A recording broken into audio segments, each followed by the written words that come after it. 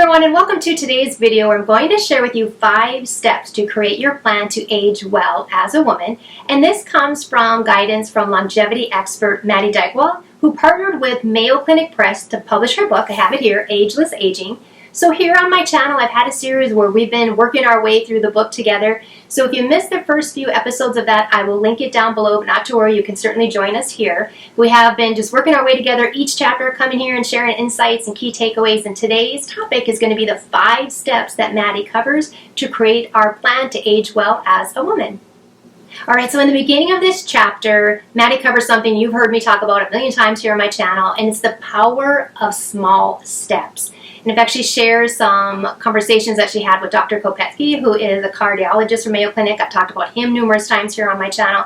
I absolutely love learning from him. And what I thought was really fun, I wanted to share with you, because I thought it would be really relatable, is he says there's 2 different approaches that he sees a lot with his patients. The first one is they'll come in and that patient will want the one prescription, the one supplement, the one exercise that's going to change everything for them.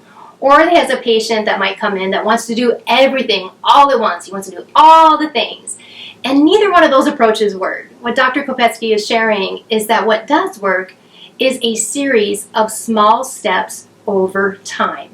And I think you probably know that, but I think we can all relate to being super motivated and kind of going all in on something, or we think there might be just this one secret that we're missing, the secret to longevity or aging well. And it really is the power of these small steps over time that's going to help us as women especially age well. The first step in your plan to age well as a woman is to identify what Maddy calls the intention-action gap. Now, if you missed that video, because I did cover it before, what that is, you guys, it's where we have the best of intentions and where we really know what we should be doing to age well, but there's a gap between that intention and actually taking the action that we need to be able to live that life. And it's not uncommon, right? A lot of us know what we need to be doing to be healthy in general, but we have problems with taking that action. So what you want to do for the first step is go back to chapter 1 and complete that assessment, which if you don't have the book yet, you guys, you can get it on Kindle, so you could do this today, or I have the hard copy and the Kindle, I have both. But what this assessment is there's 2 columns that you would look through, and on one side of the column are things that you might be doing regularly that would accelerate your aging. Then the other column are things you might be doing regularly that would slow it down. So go back to that intention action gap analysis, that self-assessment, and really look through this. So yesterday I really took a deep dive into that assessment. Even though I had already completed it before, I really wanted to see what are some things that I'm doing that I can address in this plan that we're talking about today that might be really accelerating my aging, and then also really kind of celebrate what are the things that I am doing well that would slow my aging down. One thing for me that stood out, that there were several things that I was doing to accelerate my aging, all related to sleep. It's been a while since I've slept really well. I never used to have problems. I definitely have the past decade or so. And even though I've had multiple sleep studies, I really like the sleep specialist that I'm seeing. It's an area still that I struggle with. And so that's one of those things when we're creating our plan here today. I really wanted to become aware of individual components on Maddy's assessment that I might be doing that contribute to that age accelerator is what she calls it. You either decelerate your aging or you accelerate it. And for me personally, it was sleep. But her assessment covers nutrition and wealth. I really like that she talks about finances and being financially secure as we age and things like that as well. So step number 1, the big thing that you want to do is to become aware and identify what for you is that gap. Where do you have the intention? You might know what you need to be doing, but you're not taking the action to age well. One other note that I have used with my clients as well that they talked about in this part was tracking. So tracking your time. Maybe you're trying to get better at time management, or tracking your activity, or maybe you're tracking some stress relief activities, meditation practices, or things like that that you might be doing. Maybe it's something where you're on a fat loss journey and you're trying to really dial in on your nutrition, so you might be tracking that. Now, for some people, it can be triggering and it wouldn't be a great activity. But for some people, it can really be helpful to bring a level of awareness to that gap. What are some things, again, that maybe you should be doing to age well, but you're currently not. So the first step is to be able to identify that intention-action gap. Step number 2 in your plan to age well as a woman is to create your vision and find your bliss point. So what this bliss point is a term that was borrowed from the food industry, where it's really this sweet spot between the savory and the sweet mixes, where it's something that somebody consumes this food and they're just in complete bliss. We want to do that for us as aging women. If I were to look out 20 some years from now, I'm 53 now, so say I'm 75 years old, what do I want that to look like? I want to be financially secure. I want to be independent. I want to be really mobile. I want to be able to stay away from any cognitive decline, things like that. So for me, I can look at that. Maybe journaling activities is a way to get there, or just kind of Pinterest boards, whatever it would be for you, is creating your vision and really taking a look. For you, what would that look like? The activities that you want to be doing, who's going to be around you, where will you be, how will you feel? Creating your vision, finding your bliss point as you're aging as a woman is step number 2. Step number 3 in your plan to age well as a woman is to identify your starting point. You guys have heard me say this a million times. What stops most people from succeeding in these happy and healthy lifestyles they're trying to create is starting. A lot of times it can be really overwhelming. People don't even know where to start. So in this chapter, Maddy does talk about some various guidance from experts. While some experts may say, hey, start with the thing that you're doing now that might be the most harmful to you with regards to your aging. While other experts may suggest that you start with something that really seems doable, that even maybe seems easy and build momentum. There's no right or wrong way to approach this. There's no one size that fits all. You might find experts that tell you to start with exercise. You'll get the biggest bang for your buck if you do that. And then you might have another expert that talks about making changes to your diet.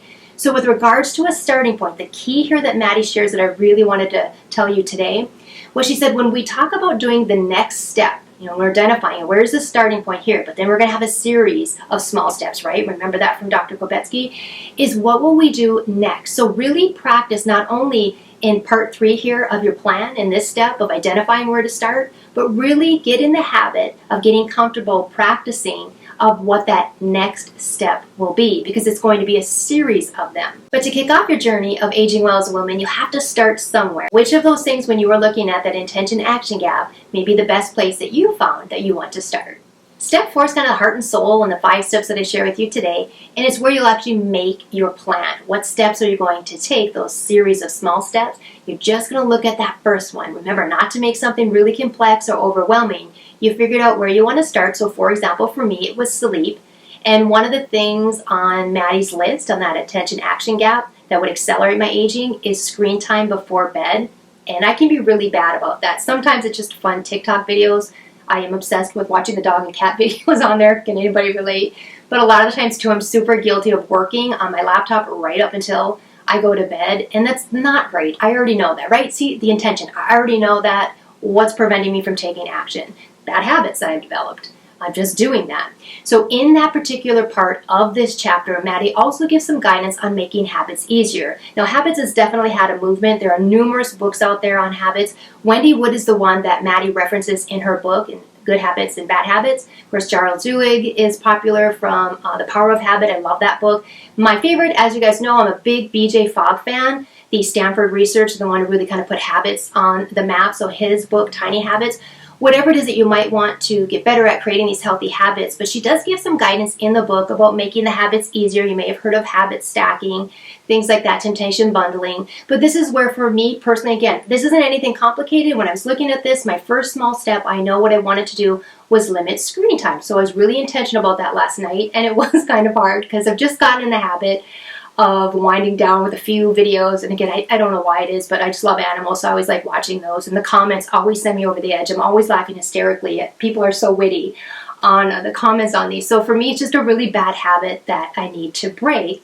And I'm going to look at these things and the guidance that Maddy shares on how to make those things easier. Now, in this part as well, she also shares some ideas, and I'll put them on the screen here, but in the book you'll learn a lot more, ways to be able to stick to these new habits that you're creating. So not only ways to make them easier on creating those healthy habits, but how to stick to them. So for example, gamification is something that she mentioned, where people make a game out of these changes they're trying to make. And a lot of fitness studios might do this, where they'll have bingo boards if you do certain activities and you can win prizes. Or competition was one that she mentioned. That wouldn't work for me. I'm not very competitive. I hope we all win. But some people are. That might work really well for you. Or collaboration. Maybe you would love to have a buddy work out with you. Or maybe there's professional or peer support that you would like to have on your journey in creating these healthy habits. Again, this is going to be something super personal. And by the way, your plan will evolve as you evolve and these changes take place in your life. But this part of the chapter is going to be really important, so you really want to take time and dive into that, but not to make your plan complicated or overwhelming. Remember, we're just looking at that next best step.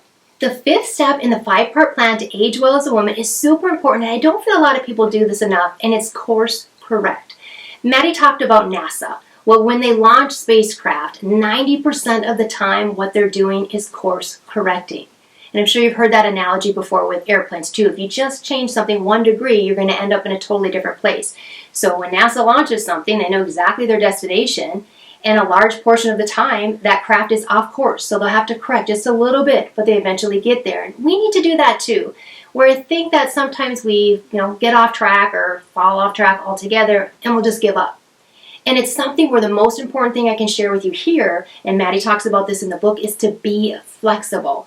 Remember Katie Milkman? I shared with you her research about that she did at Google, where they're trying to see what could help Google employees exercise more.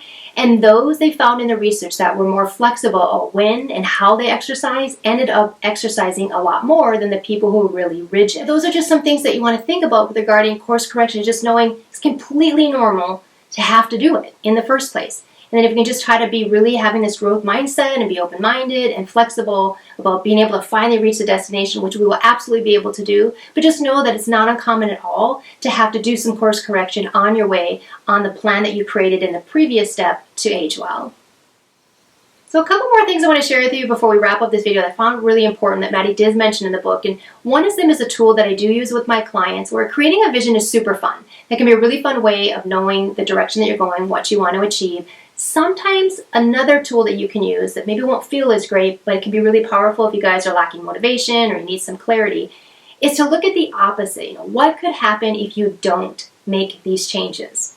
If you're someone who has a goal to age well, maybe just look out even a year from now. If you didn't make these healthy habits and follow this plan that you're creating to really be able to live that life that you'd like to, then what will your life look like in a year, in 5 years, in 10 years, in 20 years down the line? And sometimes that really can be, it doesn't feel good like I said, but it can really be a good motivator and a good tool.